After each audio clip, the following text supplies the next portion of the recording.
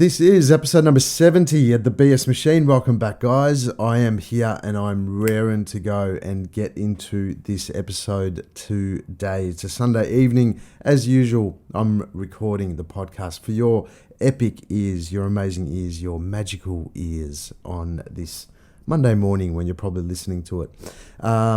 Guys, on this episode, we're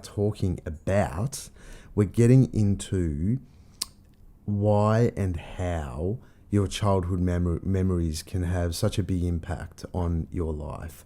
And if you've ever seen a psychologist or you've ever gone to anyone that pretty much knows what they're doing in terms of behaviors and following, patterns in life, you will most likely have done some sort of childhood work. And, for a lot of us, we've experienced quite a bit of trauma in our childhood, and for others we've had a normal-ish childhood, but you might be quite surprised of how much our childhood actually impacts our whole entire life. And it's a really big one, because I remember the first time that I went into my childhood and I started digging in just a little bit. You don't feel that comfortable moving into it. You don't really feel that comfortable going into it, because it feels like, that's just it's just some touchy stuff I don't really want to reflect on. And so what happens is that sorry, that's my dog. If you can hear the dog downstairs, that's the dog Winston, not with a Y, Winston going off. But anyway, there is, in our childhood, there seems to be so many things that occur, that unfold. And the reason that we find it hard to dig into our childhood is because, as I sort of mentioned before, there is a sense of like, I just want to leave that in the past. I don't need to go there again.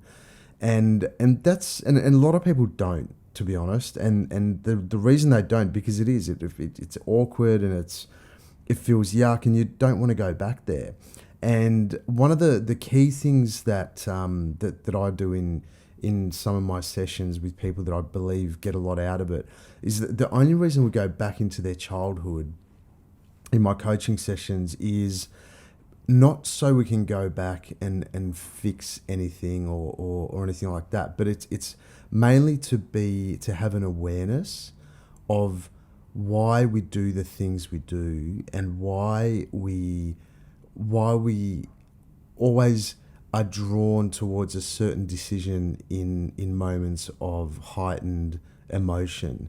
And when we're in heightened emotion, usually we steer towards a direction, or we make choices based on what feels, and I'm doing inverted commas if you're not watching me on YouTube, what feels right for us to either escape that situation, move through that situation, or just to get to get through it.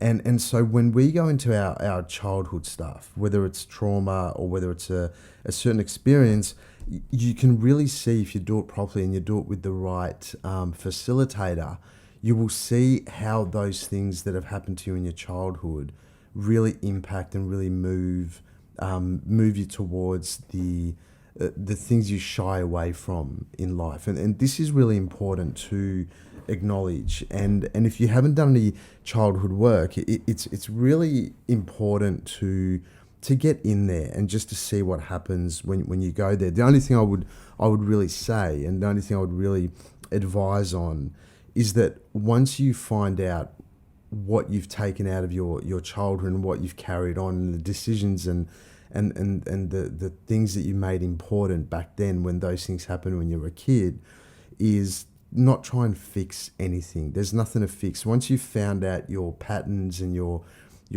formation that rolls through your life, which definitely comes from childhood, you will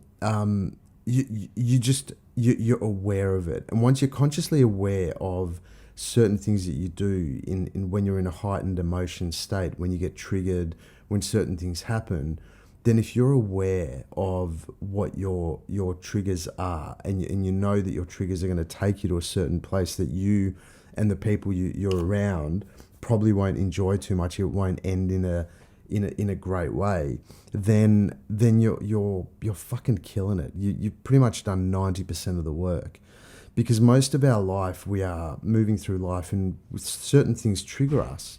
Certain things trigger us. And so look, I'm just going to give you an example of what happens in childhood and certain memories. So one of my ones, and I'm not sure if I've mentioned this on a podcast before in one of my previous episodes, but I actually don't think I have. I might have talked about this sort of stuff, but I don't think I've actually mentioned this particular memory. But I had this memory when I used to be. I was born in Hungary, and I used to, when I was super young, my parents used to send me off to ski camp in winter, and I was actually, I was training for the pretty much the Olympics. So I was being trained up to be in the skiing team in the Hungarian Olympic team. And even though I was super young, I mean, I was being trained to do moguls and to do all types of cool stuff when I was really young. So we'd go away on these ski camps, and on one of these ski camps, my instructor, we were there for maybe a week or whatever, but my skiing instructor, he used to get literally blind fucking drunk pretty much every night. We'd do the skiing. He was a great instructor, but we'd do the skiing, we'd learn and whatever else, and we'd go back to the hotel. He'd get blind drunk and he'd wake up and whatever else. So anyway, this one night we're out for dinner, and as we went out for dinner, I accidentally spilt my cordial on the table, and there was probably about 40 kids on this ski camp or whatever, and I spilled my cordial, and my instructor, he was blind drunk, walks over to the table. I was sitting with like 4 other kids, and he looks at me, he points at me, he goes, "What the fuck did you do?" This is all in Hungarian. If you want to hear it in Hungarian, it's "Mi a picsa csináltál." That's in Hungarian. But anyway, he's like, "What the fuck did you do? What did you do?" Like screaming at me, pointing at me. I really remember I was only 6 years old or 7 years old. And he just looked at me and he said, "We will deal with this later after dinner." So anyway, after dinner, we went back to all the kids, we all got taken back to our hotel rooms or the lodge that we were staying at. And basically what this guy did is he made all the kids stand around in a circle. 40 kids, some are older, most of them are older. I was probably one of the youngest kids there. And so he made all the 40 kids stand around in a circle. And he put me in the middle of the circle. And he basically, you can just imagine like a 30, 40-year-old dude standing over a 6-year-old little kid, little Tommy. And so basically what he did is he raised his hand to hit me and simply to make me flinch. So he raised his hand and I'd go, "Ah," and I'd freak out and flinch, and then didn't hit me. And he did that like 5 or 6 times. I remember this so well. He raised his hand and I'd flinch. He raised his hand and I'd flinch. And it was so fucking scary. And then on the last one, on the 6th or 7th one, he didn't actually, he pulled his hand up and he slapped me across the face. Like literally slapped me across the face. And I still, even when I talk about it, I remember the heat on my face because he hit me so hard. And from that memory, I made a number of decisions in that moment about myself. As that little Tommy, I made a decision about myself that basically I'm weak as piss. That I'm weak, and it doesn't matter what situation that I get into. It doesn't matter what I do. Everything I do is always going to be wrong. And in that decision, as that little kid, I made a decision that the only way that I can survive in the world is by making myself small and hiding in order to not get in trouble. So that means basically there's a lot more to it, but that's pretty much the decision I made as that little kid. And we are making decisions because our egoic structure is growing at that time, at that rate, from between the ages of 2 to 4 and then 4 to 6. Our egoic nature is growing and is expanding, and it's learning what's good and what's not. So it's back then in those ages from, I guess, 2 to 5, 2 to 6, where our actual egoic structure, our egoic nature is built. And it's back then when we start to learn where we need to protect ourselves, and we start making certain decisions. And so back in that moment, I made a decision that that the only way I can survive in the world is basically don't cause trouble, don't cause conflict, and just don't fuck up. So whatever you do, like, don't spill your cordial, don't do anything because you'll fucking get in trouble. And if you get in trouble, it's basically going to mean that you will be the laughing stock of everyone. You know, those 40 kids standing around watching, they were seeing me like flinch. And you know, so I always feel like I'm the weakest person in a room. And a lot of people don't actually, well, you'd never guess it because of the stuff that I do. You know, I've played in bands, and I've been in front of thousands and thousands of people, either doing speaking engagements or playing music. You know, I teach yoga, always in front of people. I'm constantly doing these things, like, you know, I've got my podcast, which I absolutely love. I'm doing one-on-one coaching, or I'm in the corporate space teaching people about mindfulness and all this type of stuff. So from the outside looking in, you'd never ever guess that I had this thing in me where I feel like I'm just organically and inherently a weak piece of shit, and that nothing I ever do will ever amount to anything, and that I'm totally incapable. So it doesn't matter what I do, I'm always going to be held back, or I'm going to be punched across the face. And that's my ego's outlook on life, and it still is.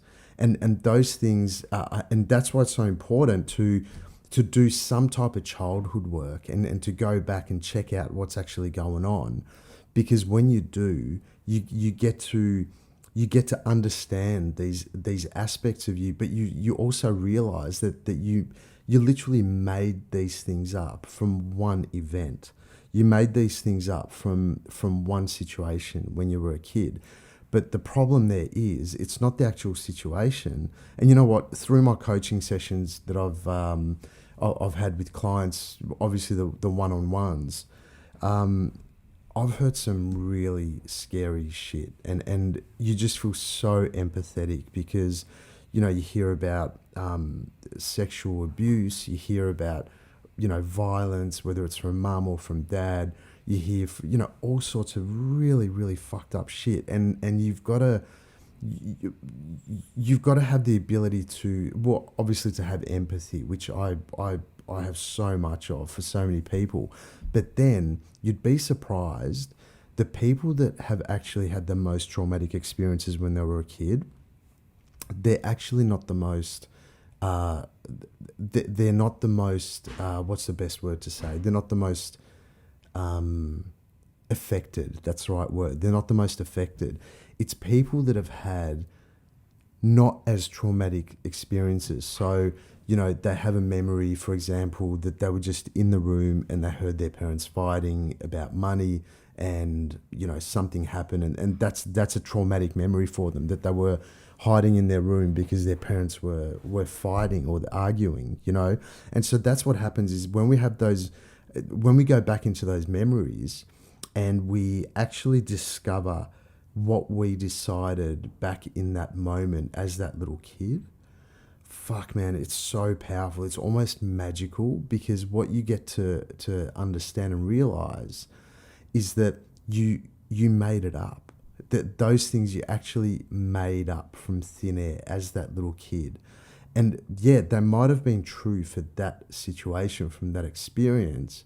But what happens with this part of us, which is the ego, is the ego carries this with us through our whole entire life, up until a point where we become aware of that we're believing in this story that the ego made up at that point, simply because as that little kid we decided a certain thing. And so the ego needs something to hold on to. The ego needs something to to grab, to something to, because the ego's job, as we know, is to keep us safe. It's to keep us protected. And so the ego needs something to hook into. So then as it carries us through for the rest of our lives, and it brings it through, and it takes us into every situation, then if we're not aware of what's actually going on, then we're fucked. Like, we are actually fucked. It's not a good place to be. And the only reason we're fucked is because the same decisions that you made as that 5 or 6 year old little kid, you're going to make now in your 30s, in your 40s, in your 50s, in your 60s, even in your 70s. And what I find is that when we become aware of this storyline, of the narrative of our ego, when we actually become aware of what the actual narrative is, then man, you've literally done 90% of the work, because you know that as soon as you go for something that you believe in, as soon as you go for something that you love, something that, whether it's a relationship, whether it's a business idea, whether it's any idea, whether it's you trying to be creative, whether it's you writing a book, or you, whatever, there's so many different things I could go on about, but anything that basically means something to your heart, means something to your soul, your ego's going to come in and it'll give you that little storyline, that little thing of like, oh my God, if you go for this, you're basically going to be ridiculed. You're going to be, and your ego actually thinks that if you go do this, for me, that I'll end up with 40 kids surrounding me flinching 5 or 6 times, and then getting fucking slapped across the face and being super embarrassed and feeling totally incapable and totally weak and being small. And so the next part to it is that if they're the decisions that you make, then how do you deal with that? Like, what happens next? Because there's got to be a way that you deal with it. So for me, how do I deal with the fact that my ego is wanting to, or my ego thinks I'm going to be punched up or slapped in front of everyone and made weak, and everyone else is bigger than me and I have to stay small. So what does my ego, how do I deal with it? In those situations, that's the key thing. You have an option. Back then, how did I deal with it when I was 6? And after that, it took me months and months, and maybe even years, I think, to tell my parents that happened.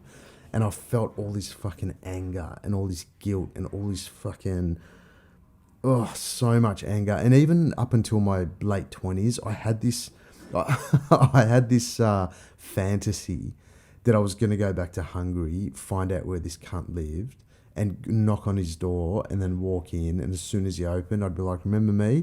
I'm that little, I'm little Tommy Kennedy, and then literally punch him across the face and just leave. And I always had this fantasy. But now, because I've done this type of childhood work and gone into it, I don't harp on this stuff. I think it's important to find out the narrative and whatever, but then you just move on, because there's nothing to fix there, because it's already happened. All you basically need to do is just become aware of it. And once you're aware of it and you know the ego's narrative, you're in such a good place. And all those fantasies about hurting people and getting back at people and whatever, if you've got any of those type of emotions or feelings, it's not going to do you any justice. It's not going to do you anything good. Obviously, if someone hasn't, if it's something super bad and you've got the opportunity to bring something to justice, then you have to do that. But if the fantasy is about hurting someone or getting back at someone and you've got no proper vehicle to get that done, then you're just really hurting yourself. You really are. So then what's next? What do we do next? It's like, okay, cool. So let's say if you go to someone and they help you find out the narrative of the ego, this childhood trauma that happened to you, whether it's you deem it to be traumatic or not, but it's irrelevant. There's something always there, whether it's a really bad thing or a little bit of a bad thing, that is guiding your decisions every single day. So if these things are guiding your decisions every single day, and the way that you are, especially in moments of being triggered, when someone says something or does something that triggers the fuck out of you, I can tell you right now that what happens in those moments is your little child kicks in and goes, oh my God, what if I get punched up? What if I, all that sort of stuff, and then, so if you're not aware of the trigger, then you're going to be, you're constantly going to find yourself in places where you're butting heads, you're moving, you're butting heads, and it's always going to keep happening until you get to that spot. Even if you don't go see someone and work out what your ego's narrative is and all that type of stuff. Even if you don't do that, if you can at least become aware, at the very least, that when you're being triggered, that something deeper is going on within you. And as soon as you step into frustration, as soon as you step into anger, as soon as you step into trying to get back at someone, you can almost bet. I mean, you can bet. It is what it is. It just is that you are at that moment, you're being triggered by something that probably happened back when you were 5 or 6. And there's quite a few times where I've come across people in my sessions when we go deep in, and usually when I go this deep, it's always one-on-one sessions. It's never in a group setting, unless it's aimed at that sort of environment. But so many times I actually hear people say, I actually don't remember my childhood before 9 or 10 years old. And then, then there's a little bit more digging we've got to do, because there's something that you are shutting out. And even if it's not super traumatic and whatever, but there's something, when people say that they don't remember their childhood before a certain age, there's a block there. And you can, if you're game, you can always get in there. You can always go to that place, and at the start, it'll almost feel like that you're sort of making it up. At the start, it'll feel like you're like, oh, there's a fleeting memory there, but it feels like you're making it up. But really, there's stuff coming back at you. There's memories coming back at you, and they're all there. They are all there, and I highly recommend that. You do just a little bit of digging just to see where that will take you.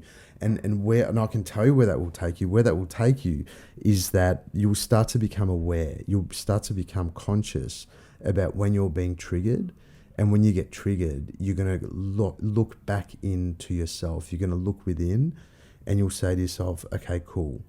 What's actually going on here? And you can have those aware conversations with yourself where you sit back and you ask yourself, what's actually going on here? And that's what I said before, if you know that you're being triggered and you're taking yourself into a place of heightened emotion, anything other than love or anything other than connection, then you know that you are off somewhere else other than where you should be.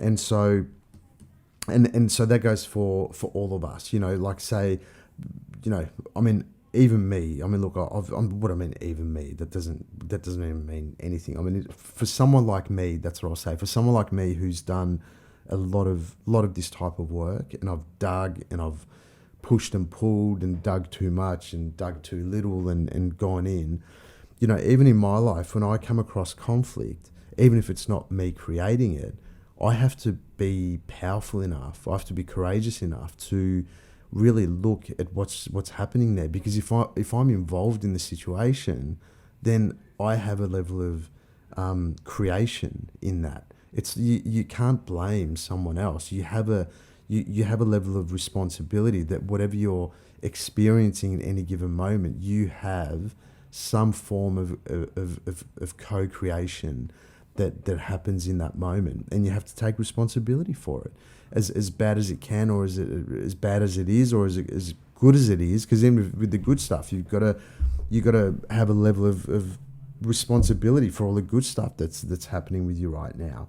So anyway, I think that I definitely believe that what we talked about today, it would make sense to you, and maybe it will urge you to go towards speaking to someone to maybe have a look what's going on, and for the simple reason being not to dig and to find out all your trauma. That's not what this is about. It's simply about finding out your egoic narrative, and it's not about trying to fix it. And I've said this before, you don't want to be going to a psychologist or whatever for the next 5 years trying to heal all your childhood wounds, because that won't do shit.